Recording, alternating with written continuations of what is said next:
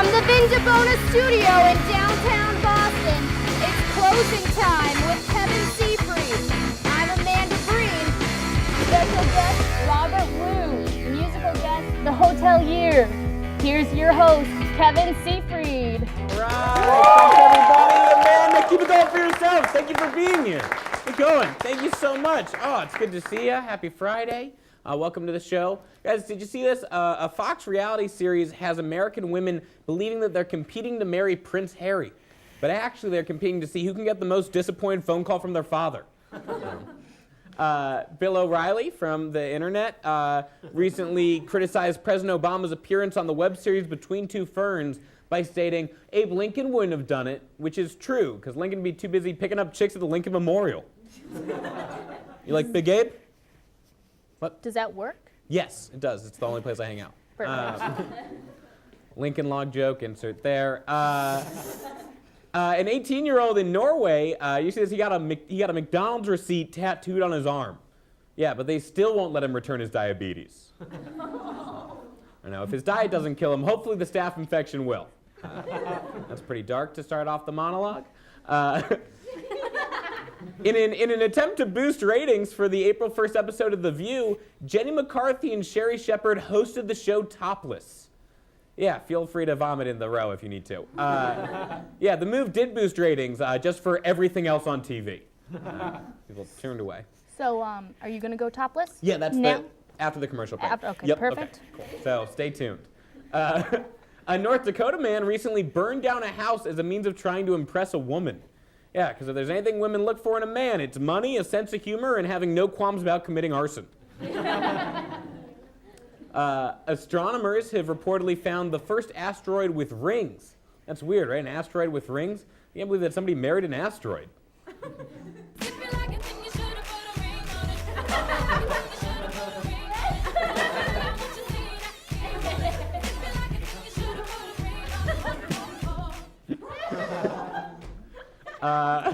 A Christian elementary school in Virginia, this is disgusting, a Christian school in Virginia told an 8-year-old girl that she wasn't welcome back in the fall because she isn't really girly. It's gross, right? To which the 8-year-old replied, that's cool because you're not really Christian. Hold for applause, support the girl, you know what I mean? It was reported last week that a shipment of cocaine-filled condoms was meant to go to the Vatican. In response, Pope Francis said, calm down, guys. We were just going to f*** each other and do some blow. So, pretty good Pope Francis impression, if I do say so myself. Yes, Skidmore College is offering a course this summer called The Sociology of Miley Cyrus. Yeah, if you take that and a poetry workshop, you'll have enough credits to get that minor in being terrible to talk to. I already have that one. The course's only prerequisites are twerking 501 and having lost your virginity to a foam finger. Don't have that. That makes one of us. A survey of more than 1,000 men in India has concluded that condoms made according to international sizes are too large for a majority of Indian men. Yeah, it turns out they can't handle all that cocaine. A Las Vegas woman was arrested after stealing a $3,500 Rolex and then hiding it inside of her. And when she let it out, her boyfriend said, phew, I'm just glad it's not mine. It was a watch instead of a kid. Male college students in North Korea, this is weird, male college students in North Korea are now required to get the same haircut as Kim Jong-un. Yeah, people are enraged. They're saying, this would never happen in America, but actually if you go to Brigham Young, you also can't have sex. So, a little A to C there. Animal welfare workers in Philadelphia had to remove 260 cats from a house in Philadelphia. The owner was literally drowning in that p***.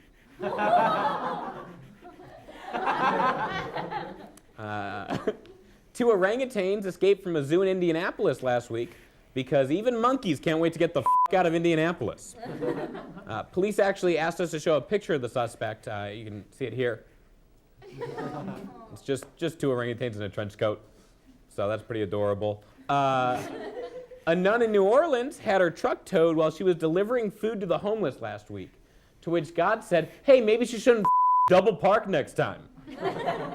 God likes to curse, little known fact. A 17-year-old student from Long Island recently got accepted to all 8 Ivy League schools. That's crazy. I can't even get one girl to match with me on Tinder. That hurt. A young Tennessee woman recently discovered that her Facebook photos were being used as prostitution ads without her permission. To be fair, she was Taylor Swift. Taylor Swift just walked out of our studio audience for the viewers at home. Glenn Beck from the Penn Company. Glenn Beck admitted that he prayed to God for Vladimir Putin's death. It's nice to know that if there is a God, he doesn't take orders from Glenn Beck. A woman in Starbucks recently received a coffee that in the foam it had spelled out 666. Yeah, the customer wasn't too upset though because she is Satan. David Letterman is retiring from The Late Show at the end of 2015. He just announced that.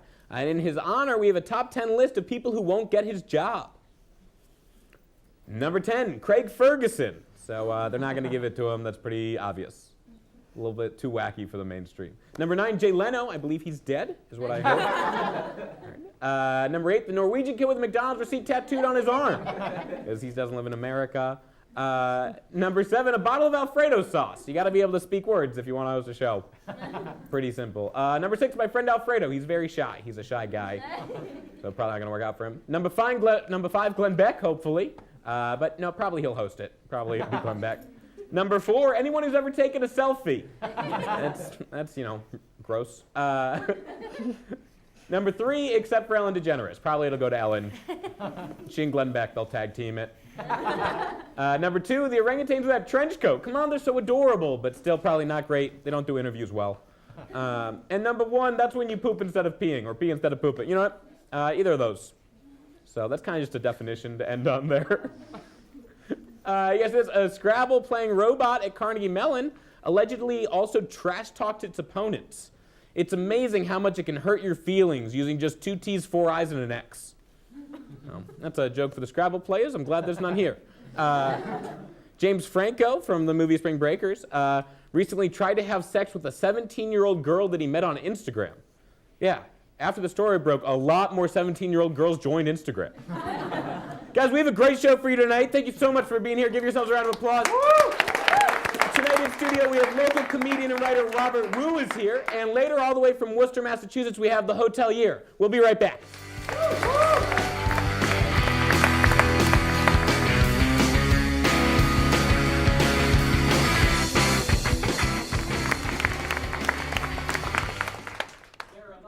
Movies out right now, and Amanda and I have been watching a lot of films lately, and we wanted to give you some of our favorite suggestions. Noah, you should see this film if you love animals, the apocalypse, and you thought Evan Almighty was a little bit too smart. Divergent. You should see this film if you like the Hunger Games, but without all the icky blood or complex themes. Muppets Most Wanted. This is a great film to see if you want a bunch of parents to stare at you for being a 22-year-old man sitting alone at Muppets Most Wanted. The Giver. See this if you don't want to finish the rest of your 5th grade summer reading list. Wolf of Wall Street. Finally, a movie that exposes the dark, seedy underbelly of Jonah Hill's penis.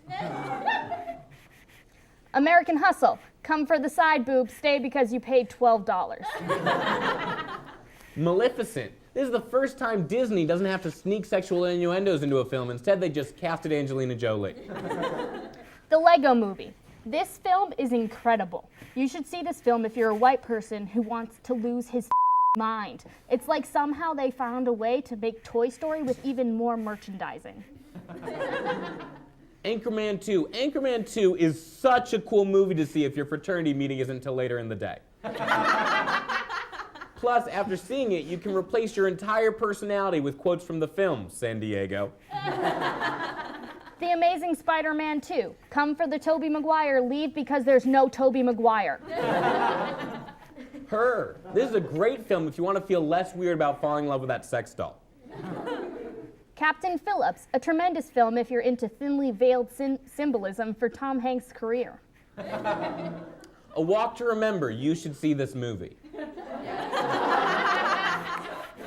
Gravity. The best part of this film is that even in space, you can still hear Sandra Bullock whine. The home video for my 4th birthday party. This is a great film if you want to understand why I no longer go home for Christmas. Frozen. See this if the girls you want to date weren't impressed by you committing that arson. And the last film that you absolutely have to see is that Vine where Amanda does the cinnamon challenge. Oh my gosh, Amanda's about to do the cinnamon challenge. Give it up for Amanda!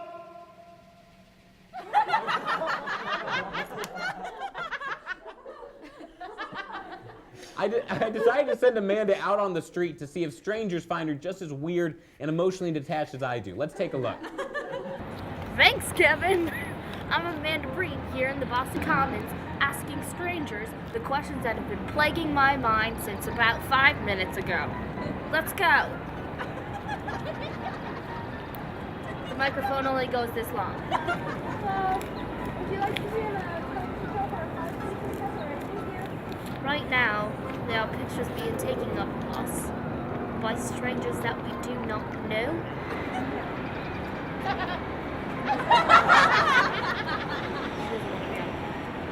Within the past 5 minutes, we have asked over 30 people if they would stop and interview for our college show, and everyone has been saying that they're late for work.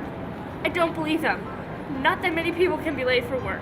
I'm a half an hour early to everything. This is not possible. Boston has a serious problem if everyone is late to work. So can I interview you for my show? You can. Okay, perfect. Thank you so much. I'm so excited. Okay. So you're good? I'm good. I'm excited. Are you excited? I'm excited. Okay. It's Tuesday. It's Tuesday. You're good? Yeah. All right. I'm so excited. Okay. Why? That's such a wide open question. Why not? That's a great answer. I'm new to Boston and I'm from New York, so I'm gonna give it like about 30 minutes before I go on like an angry rant. Are you sincere, man? Next question. How long do you think it will take before the world dissolves into nothing? Does it really exist? Does what's it? I give it about 2 days. 2 days. Um, When we die, is this going to be important? Oh yes. Oh yeah. Do you really exist? I think so. You think there's different places in heaven for different fans? Oh yeah. Oh yeah. Not too sure right now. Okay. I personally have bleacher seats reserved in heaven. How did you get those tickets? Do you have any children? Okay. Like, I don't want to be rude, but I feel like you're lying to me. Do I seem like the kind of person who lies? Just look at his Show the face. tickets. I want to show the tickets. Wow, I learned a lot today. For example, a lot of people don't believe in heaven. Now back to you, Kevin. That rhymed in case you didn't get it. It rhymed. You're welcome.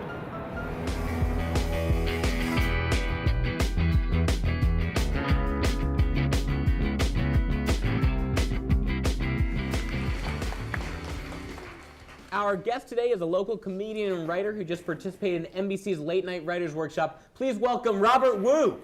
Hi. Hi.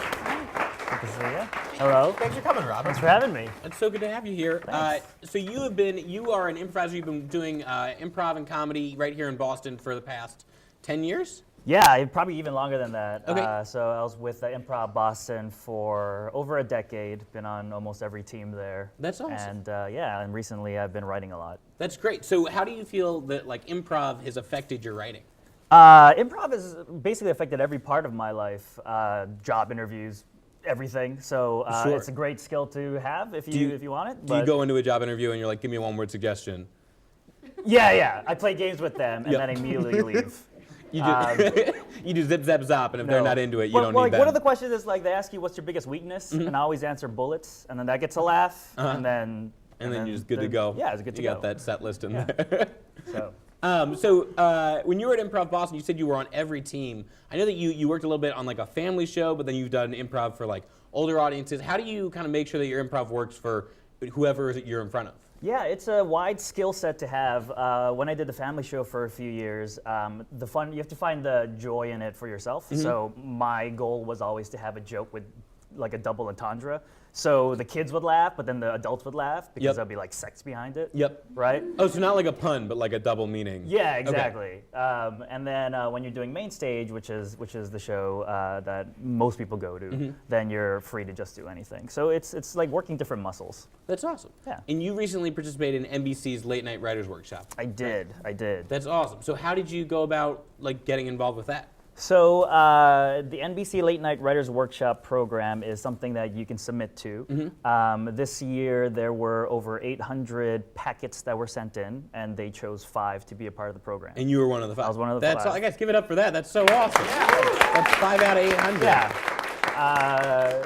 Very lucky to be a part of it, and we went to 30 Rock and did 5 days of workshops, and it was a very cool experience. That's so cool. So did you have experience writing sketch and jokes and kind of, I mean, putting together a packet's like it's a tough thing to do. What did you do to prepare for it beforehand? I've been writing for a long time. Like over the years, I've been part of many sketch shows at IB and all sorts of stuff. I also have a YouTube channel called Hard Left Productions. I have about 130 videos on that. Awesome. So I've been doing a lot of writing for that. Cool. Of course, monologue jokes is a very different skill set. Sure. So I was working on that for the past year. And you know, you have friends who are writers who read your material and just worked on a packet. So when you were doing monologue jokes, would you just wake up every day, look at the headlines, and then get them out? Yeah, basically, you have to get into a habit of doing that. Yep. I think if you actually get hired to one of those shows, you have to turn in, we're talking about there's like 50 to 75 jokes a day. Yeah. And that's the only job you have. That's so crazy. Yeah, it's crazy. And they're all, so during the workshop, like all these writers from Jimmy Fallon and Seth Meyers would come in, and they all look frazzled and and they're super stressed out. And That's what all of our writers look like, and they Yeah. just have to get in like 10 jokes. Yeah, exactly.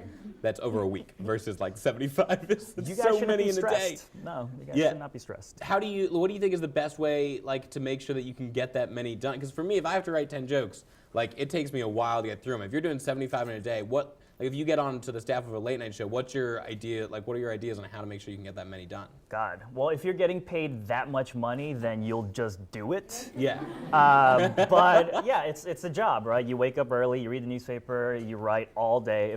If 75 jokes is all you have to do in one day, you'll find a way to get it done. There's also like all these productivity hacks. Like right now, I don't have to do anything like that. I'm not getting paid to write these jokes, but I do have a set time every day. Almost every day to sit down and write. Yep. Even if I'm not producing anything, I'll force myself to sit there. Yep. Cell phone off, internet off, basically. And you've also been writing pilots recently in spec scripts we talked earlier before the show. Is that the same kind of process of making sure that you sit down and write? Yeah, it is. Writing is just like something you just have to force yourself to do. Yeah. But writing pilots, that's more collaborative. Yep. Apparently there's 2 different sides to a writing staff in late night, in some of the late night shows. One side does monologue jokes only, and one side does sketches. Yep. And the monologue writers are very lone wolf. They like close the door by themselves, cup of coffee. Yep. They, well, what happened? What year is it? And then they keep their jokes out. But then They're not allowed to turn their jokes unless they ask what year it is. Exactly, every single time. And then the sketch writing staff is more collaborative. Like people have the ideas, but they all punch it up together. Yeah. So it depends what kind of writer you want to be. If you work very well by yourself, which I do, then monologues might fit. You know? Cool. And so I know that your original background was mostly in sketch, though, before you started writing monologue jokes. Do you have any preference over one or the other, or do you prefer just to work alone and do monologues? I love all comedy, but sketch has always been. I guess improv is my first love. I've done it for so long. It's hard to make a living doing improv unless you move to Chicago and join Second City. Yep. And if you do, that's awesome, and call me. But sketch and joke writing might somehow pay the bills. So. Yeah. Yeah. And then we were talking earlier that you're involved with a really cool event here in Boston, right? With Urban Improv? Yes, Urban Improv is a nonprofit that uses improv to support and teach disadvantaged youths around here. Yeah. So they do a yearly fundraiser called Band in Boston, where they get all of Boston's Illuminati to do comedy. And these people are not, they're politicians and, you know, like and Jay-Z. famous chefs. And yeah. And they have no idea of how to perform comedy, but we force them to do it. So I'm one of the writers this year. We're writing super That's so simple mean, sketches. Robert. Yeah, well, they're not. We'll see. They might be awesome. Okay. Yeah, but the material we're writing is fairly easy to perform. In fact, they have no rehearsal time. They'll be literally holding a script with a microphone and reading this stuff basically live. Well, we're going to do something similar to that. We're going to go to a commercial real quick. You want to stay around and play this game? Sure, I'd love Awesome. to. Guys, we'll be right back with more Robert Wu.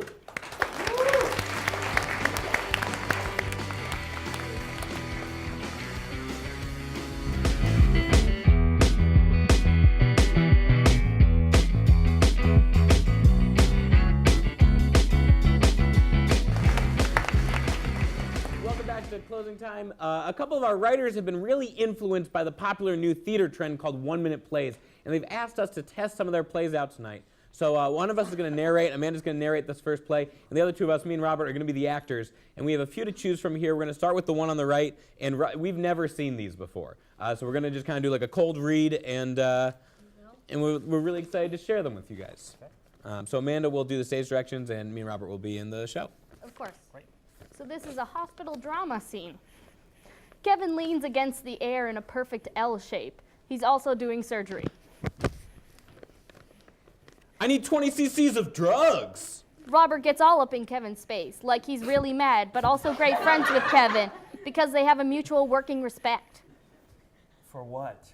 Kevin takes a sip from the world's biggest coffee cup, like he used to when he was a kid growing up in Brooklyn, where he's from in this play. He's doing a Brooklyn accent, like actually this cup's huge, way too big, still doing surgery. Hey, he's gonna die if he don't give him the medical drugs. Robert nods his body in agreement. The only person who's going to die is you, Dr. Seefried. Kevin spit takes, still doing surgery. Me? That wasn't coffee you were drinking out of that abnormally large cup. It was helium. Kevin inflates until he's the size of a blimp, but full of helium and also made of a person. He floats around the operating room. He can't do surgery anymore. Oh, you'll never get away with this. Robert pulls out very small scissors that are also made of snakes. Oh. I already did. With you gone, I'll be chief surgeon. Then I can save lives. Robert pops Kevin. Kevin flies away and spins around in the sky until he's completely out of air, then falls completely flat on the ground because he's dead now. See? Robert victory dances. The end. The end. Yeah, that was great. All right. Yeah. Oh boy. All right, what's the next one? I chose writing for a reason. Yeah. I don't act. So the next one we have here is I'm going to narrate, and Amanda and Robert will be in this scene. It's a cooking scene. Okay. And here we go. Lights up. Amanda and Robert are gourmet chefs making the biggest meal of their professional careers because the president is in the other room negotiating world peace. It's a big deal. Amanda stirs very pungent soup, and Robert chops extremely hard to chop onions. He's crying because the onions are so hard to chop. It's a big struggle. He can't quite chop it, but he's giving it his all anyway. I hope we're making good food. Robert wipes away all the tears like wiping marker off a whiteboard. It's gonna be fine. Robert chops the onion in the table it was once on because he's so crazy strong. Oh! I hope so. I mean, it's the president. Robert puts all the onions into the soup Amanda is stirring. He does it really daintily. Nope. Like super careful. Because these are great onions. There's still more onions. A little bit more onions. Okay, he ran out of onions to pour into the soup. And world peace. Amanda wafts the aroma of the soup into her nostrils like she's drinking the very essence of life itself. Huh? It smells even better than that. Huh? Not good enough, though, so she adds a lot more spice. More spice. Spice girl. Too much spice. Oh no, she has to grab the spice out of the soup and put it next to her. That's what I did. Okay.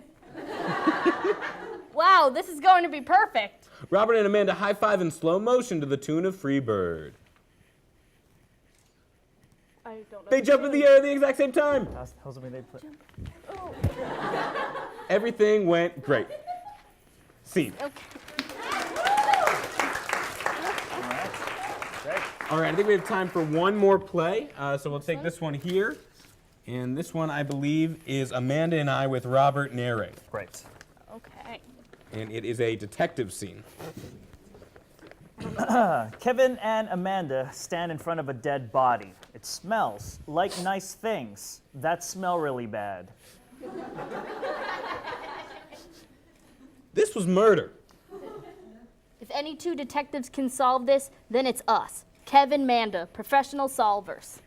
Their theme song plays. It sounds like da da da da da da da da da da da. We need to look for clues. They look for clues all over. Up, down, mostly up, right, still up, behind them again, in front of them, behind them. No, they missed it. The clue is gone. We haven't found anything. Kevin looks more disappointed than when they give you the wrong kind of topping on your froyo and you're all like, oh man, I'm so upset. We just need more time. Amanda looks really frustrated, but she's got hope. She's a tough cookie. Suddenly, Amanda has an idea. A light bulb pops up above her head. It goes ding, Ding. I don't like the look of that light bulb. We're flying too close to the sun on this case, Amanda. Problem solver. Kevin looks worried, like really worried. More worried than that. More, yeah, right? That much worried. Like maybe his pet is in trouble or something? Very worried. Extremely worried. That's because you killed this person, Kev. Oh no, you found me out. Gotcha. Kevin makes a joke about being caught. He's really funny. He'll come up with something. You caught me red-handed. Look, my hand's covered in soup. That was a great joke, but you're still in trouble. Scene. All right, guys, that's all we got. Keep it going for Robert Wu. Stick around through these commercials. We'll be right back.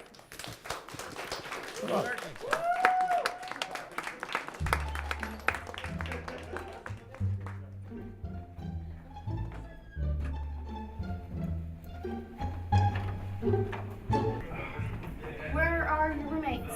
Why do you have so many dolls? What are you talking about? These are my roommates. Kevin. Here, I'll introduce you to them. Hi, Claire. This is Amanda. She's going to be staying with us while our apartment gets fumigated like an ET. Who said you could bring your friends, mother? Claire! Man, I'm so sorry. Claire has quite the foul mouth. Hey, Kevin, I'm going to indicate that.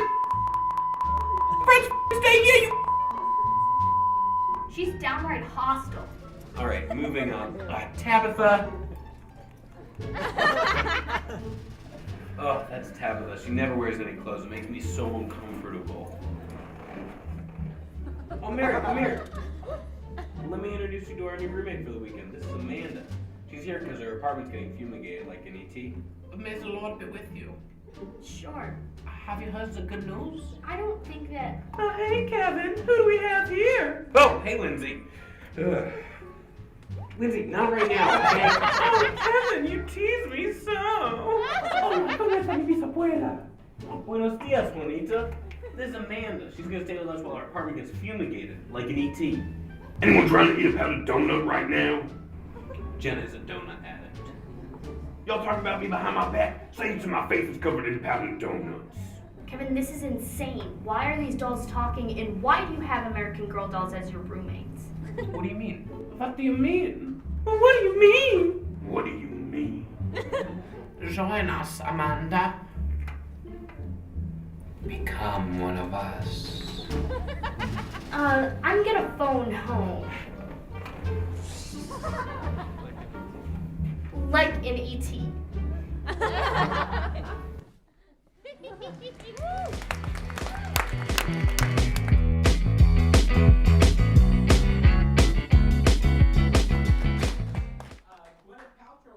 Frontman Chris Martin just broke up. Here at Closing Time, we care a lot about the health of celebrity relationships, like mine with Emma Watson.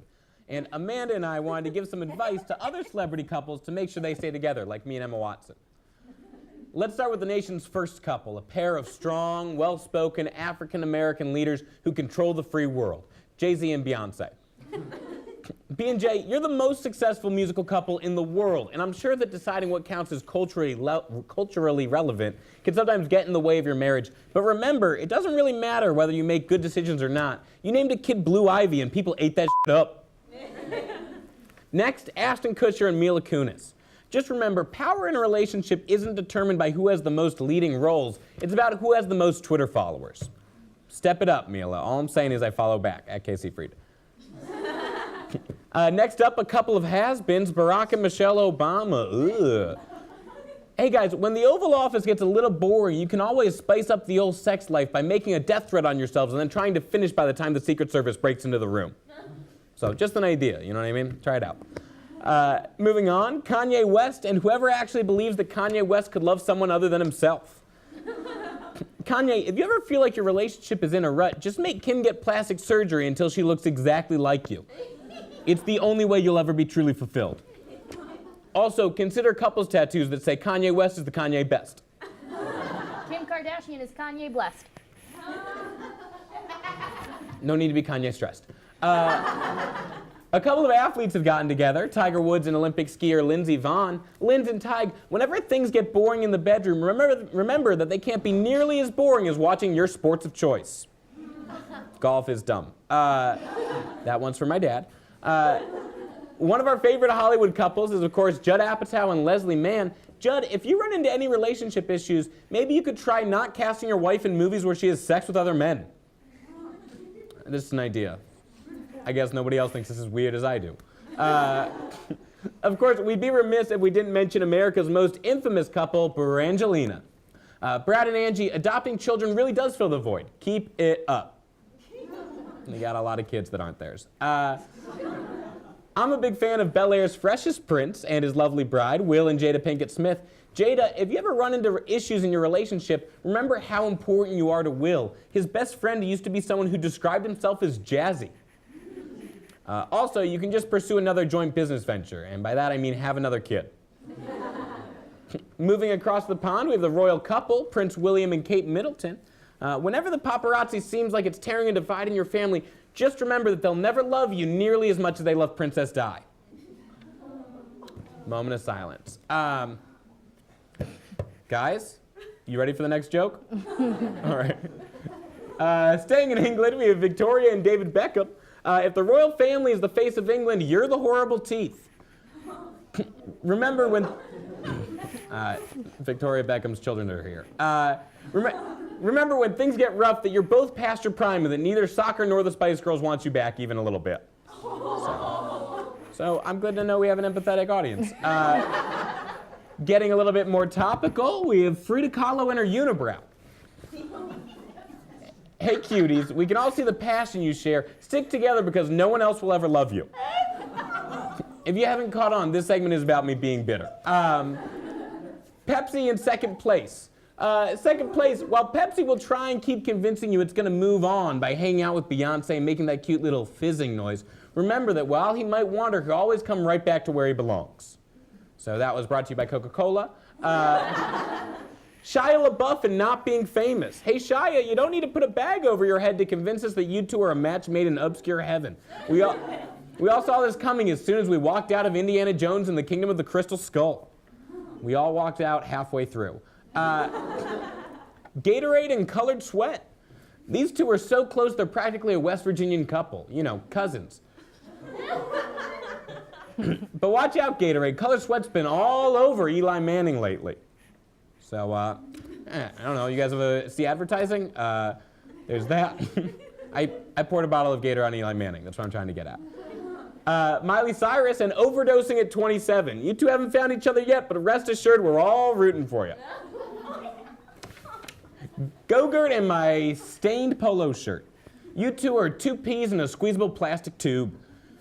You're such a fun couple. It's your youth and energy that have let me avoid ever becoming a full-grown man. And finally, Ben and Jerry, one of my favorite couples of all time. Thank you so much for making sure that at no point in my life I ever weigh less than 180 pounds. I hope you stay together because if you ever broke up, what would you even eat as you cried while watching old episodes of the Gilmore Girls? And that's it for celebrity couple advice. Be sure to follow my words instead of following your heart. When we come back, the Hotelier is here in studio. Give it up for them. We'll be right back. Thank you so much.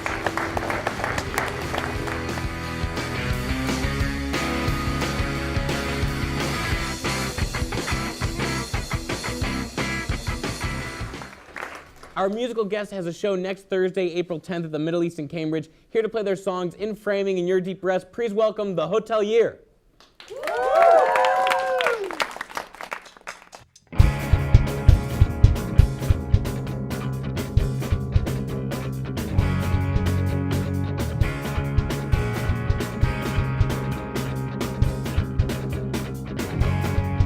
Well, you fell for the first option presented of New Rebirth. You couldn't see it, but you thought you'd believe it since your soul's cramping up, have been swollen and sore. Your new shoes back then don't fit anymore. You retrace the same shape, caught up and restrung. You felt abandoned when you felt alone, when you felt alone.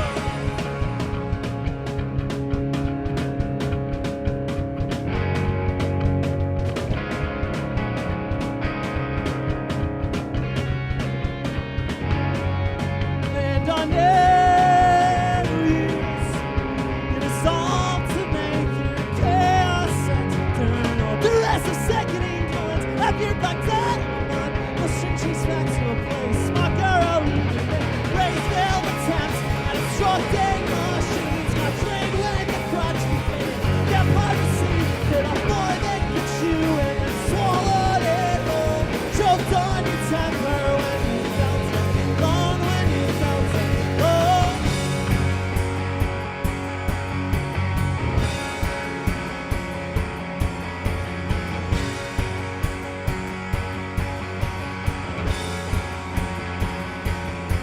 And the sirens cry loudly.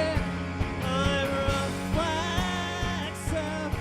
I cry loudly, but I'm sure in framing I'm forever left me strangling. Call me baby, and when nature reversed and our home as arcade, okay, then you asked, is this coming of age? As you climbed out the window, your face cold as stone, lifted the towel, it showed the phone. I held my breath in the ER, swayed as I stood, tried to stay steady, protect you the best. And you pretended to sleep the entire ride home, but I heard you crying when you felt alone, when you felt alone, when you felt alone.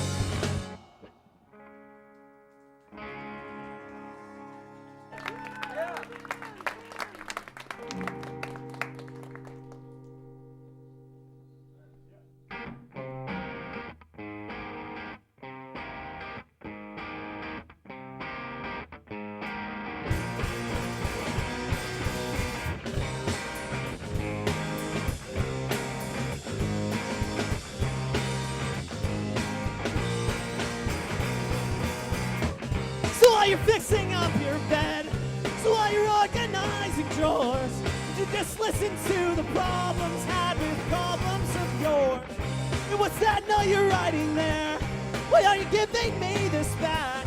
This was a gift from when we met, back when you weren't so upset.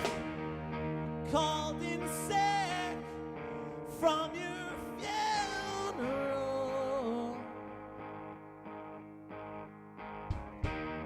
The sight of your body made me feel uncomfortable. I couldn't recognize your shell.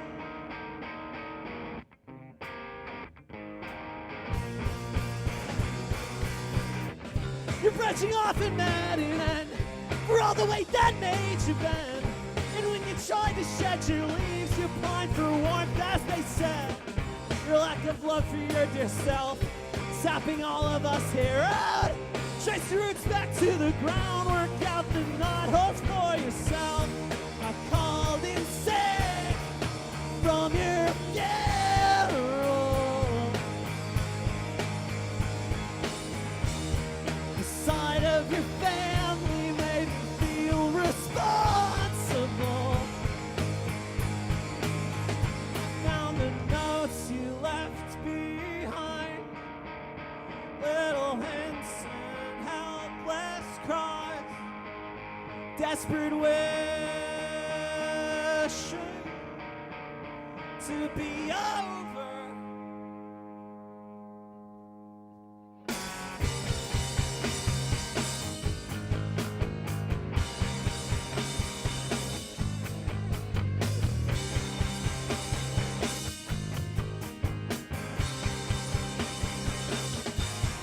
You said you're trapped in your body, getting deeper every day. We diagnosed you born that way. They say it runs in your family. Conscious erase your working class background. With despair trickles down and balance chemical crunch. So get up, swallow down. You said remember me for me. I need to set my spirit free. Called in sick from your funeral. Tradition of closure nearly felt impossible. I should have never gave my word to you. Not a cry, not a sound. I didn't learn how to plan, never taught how to drown. You said remember me for me. I watched you set your spirit free.